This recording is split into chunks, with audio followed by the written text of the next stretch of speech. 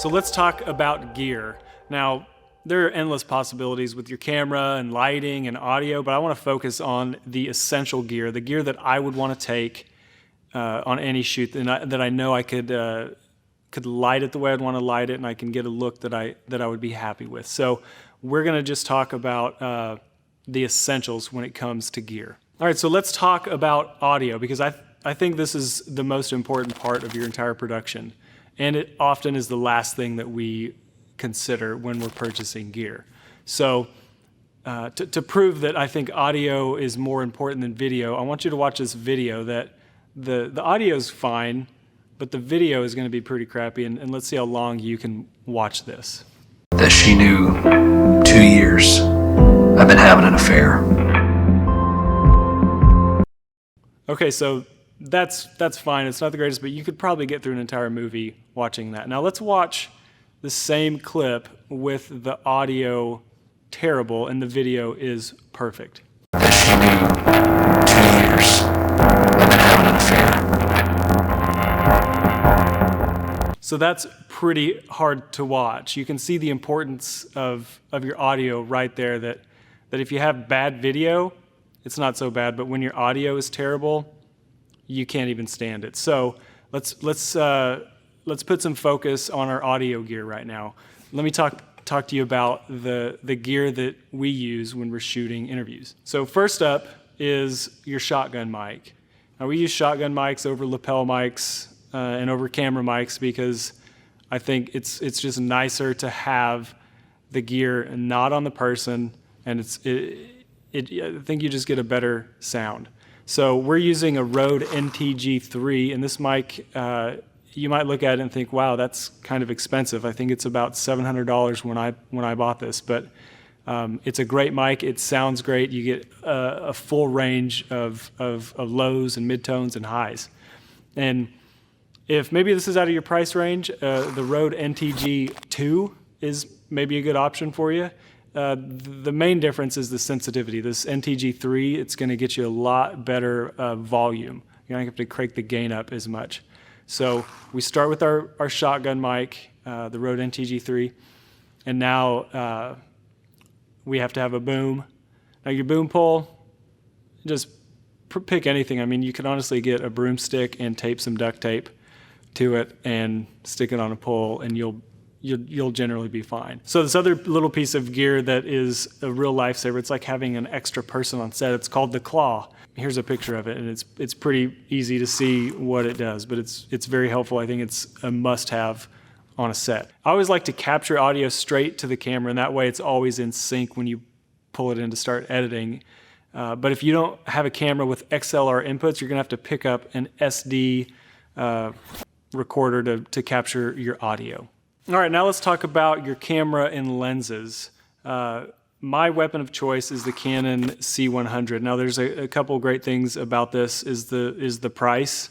It was about $2,500 when I bought it, and it's got built-in ND filters, which are like sunglasses for your lens. It's awesome not to have a separate kit of ND filters to screw onto your lenses.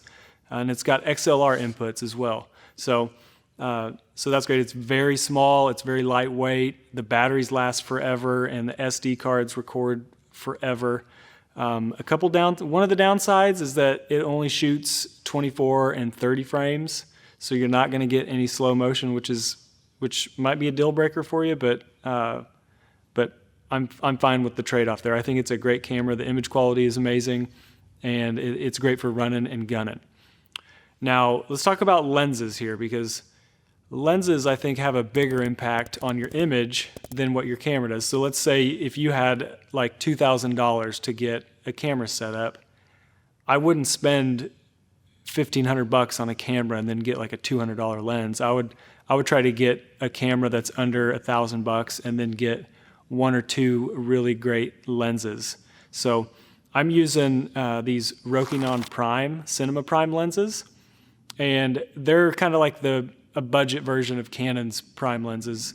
So they have an incredible value. They're great lenses. They're fast lenses. They're very sharp, and they feel really nice as well. So you can get a kit a full kit of those. I've got a 16, I've got a 35, a 50, and an 85 in my kit. So those are some great options for you if you're looking for something on a budget. All right, so next you're going to need a tripod.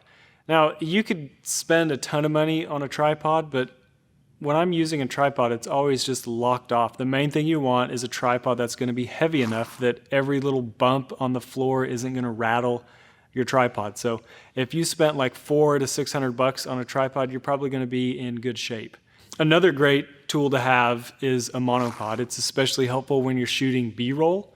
You can, it's going to save your shoulders from holding the camera up forever. You can also like fold the thing up and put it over your shoulder so you can get a steady moving shot.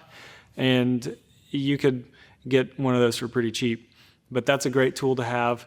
Another thing that is absolutely necessary to have is a lens cleaning kit. You want to have something that you can clean your lenses with, because they're going to get dusty and they're going to get dirty. I have this little blower that blows any dust off, and a little pen that has a brush on it on one end, and the other end it has a little felt tip that you can get any smudges out. So that's a necessity to have, and to always be able to clean any crap off of your lens. All right, so let's talk about lighting. Now, lighting is kind of all over the map when it comes to price, but here's the lights that I've loved using, and they're KinoFlows.